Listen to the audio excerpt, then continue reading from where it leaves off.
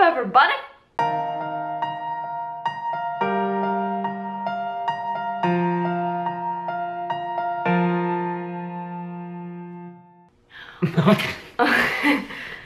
Did you miss our faces? It's been a while. Morning, fam. It's a great day. Oh, we're doing that. I don't know how to start it. Yeah, we'll do that. Okay, cut. Good morning, fam. It's a great day. 4:45 p.m. This isn't a vlog, but we thought we would do a little question time with Sweet Bear. Who, me? For old time's sake. Who, me?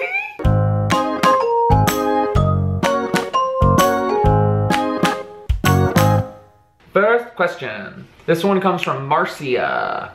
I always pick a word that describes what I am trying to focus on for the year. For example, I am using grateful as my word for 2018. What would be the word you would say is your focus for this year? That's a really good question. So something that is really recent and just this week, I feel like I've been trying to focus on is the sermon at church on Sunday was, Pastor Jarrett had a quote. Can you say the quote? Because I always mess it up. I have it written down. Okay. The quote was a Brennan Manning quote. It says, to define yourself as one beloved by God, this is your true self. Every other identity is an illusion. So that really stuck with me, and our pastor had us sort of close our eyes and say, what do you picture when you picture God? What do you see? And then he said, now think, what does God see when he sees you? And the first thing that popped into my head was beloved. And so I just, in the past couple days since Sunday, I've been trying to really let that word sort of identify who I am every morning when I wake up. Instead of looking in the mirror and thinking, oh, I really wish I could lose those 5 pounds, I think, no, I'm God's beloved, and that is my identity. That is who I am, no matter what I do, no matter, you know, how much I pray or read my Bible or eat bad food, no matter what, I'm loved by God and I'm his beloved. So I'm trying to really like let that be my identity. That was just the first question. I got some things to drop. Preach, girl. Next question comes from Dennis Ryan Lynch. What's been the biggest hurdle in your life? The biggest. The singular biggest thing you've ever jumped. Oh, speaking of. Little dog. I don't know if this is the biggest. That's a really hard question. I have been very lucky to not have that sort of tragedy in my life, but I'd say the biggest hurdle I've overcome is probably our relationship.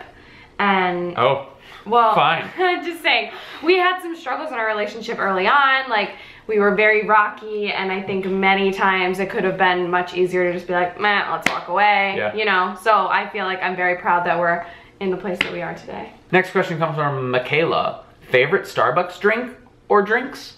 Okay, so I love iced chai, but then I've been doing the lightly sweetened iced chai, but even that has still so much sugar in it.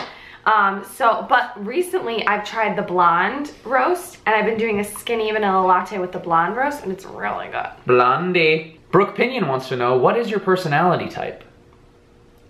Like Myers-Briggs? Yeah, on like the which Enneagram? One? Myers-Briggs, I'm an ENFJ.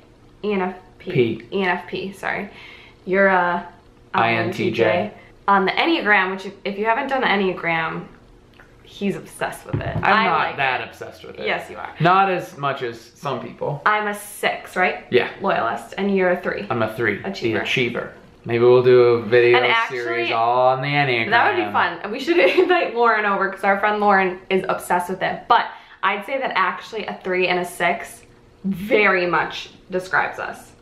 Yeah. Like that we fit very well into those. Totes, my goats. Next question comes from Rebecca. If you got another dog, what kind would it be? I was just begging John for another dog last night. She was indeed. I just think it'd be so fun for this guy to have a little one friend. already. I know. He's so cute too. He's just doing it all. John Who knows really how we'll feel in 10, 15 Buckets is years. very offended that we're talking about that. Buckets, it would be a friend for you. We've talked about getting a chocolate lab. Talked about a bulldog. He loves bulldogs. They're he just thinks they're so funny. I don't know if I could get another Aussie. No, definitely. Like, I don't think I understand people that get the same type of dog over and over again, because yeah, for sure. Maybe that's comforting, like once Buckets has passed, but I feel like that would just break my heart to see another dog that looked kind of like Buckets, but wasn't. You know, I don't know. Casey says, I really want to get into wedding planning. What can you tell me a little bit about what goes into it and how you use it for the glory of God? I think you've talked about the first part of that, like how you got into it. I'm more interested in how, like, do you view it as a way to give glory to God? Do you view it as a ministry? Yeah, definitely. And how? I think you're with people on the most important day of their life, and so that's a really big job to be able to coordinate that and to really, you know, I view my job as, like, we say this a lot of times in my company, but like, I view me as an extension of the bride and the bride's family. Like, we like to say we host the event on behalf of you, because I want to be able to take that stress off people, to be able to worry about all the little details, and to really be able to execute the day well so that they can enjoy the day and focus on each other and focus on this thing that they've planned for a year and spent a lot of money on. So the thing that's really cool about my job is I meet so many people, whether it's other vendors in the industry or even just new clients. Every weekend is a new bride and groom and new families, you know? So I see sort of all different walks of life, all different types of people. And so I feel like that's really cool, just to be able to experience different people. And like any job, I just try to be like a light, and I try to be excellent at my job. I try to be kind, and you know, I hope that people can work with me and think, oh, there was something different about her, you know, like, so yeah, I just try my best to live like how I do in my everyday life while I'm doing my job. I feel like that was a little blah, but that was great. Jean Danielle has 2 questions. First is, do you miss making regular vlogs? Why or why not? I do.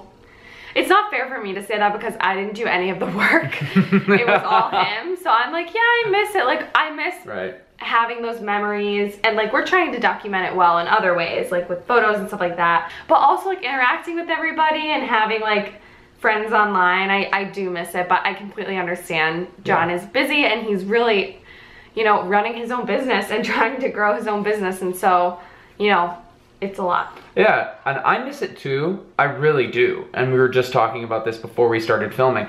I miss doing a daily vlog, but the difference between, in my stress level, between when I have to edit it every day and when I don't, far outweighs the joy I get from doing. This is just gonna get darker and darker because the sun is going down. Guys, it's not the morning, I told you. Jean Danielle's second question is, what's your favorite dish that Jon makes? Ooh, oh, his skillet. I feel like I've mentioned that before. Isa asks, what is your favorite thing about living in Chicago? Right now, nothing. It's been so cold. My whole family lives here, so that's like kind of a cop-out answer. No, true. But it really is a great city. I say this all the time. In the winter, every day I'm like, why do we live here? Why do we live here? And then in the summer, I'm like, it's the greatest city in the world. I love it. There's so many amazing restaurants, so many fun things to do.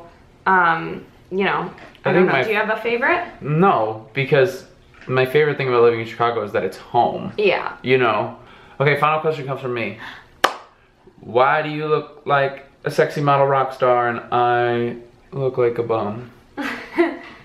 Well, babe, that's really a question for you. Thanks for watching. Oh, no, I do want to say, for those of you who don't know yet, my new album, Faith Journey, is out. New spoken word album. 5 old spoken words that you all have heard before, that you know and you love, that are on my channel already as videos, and then 5 brand new, never before heard or seen spoken words.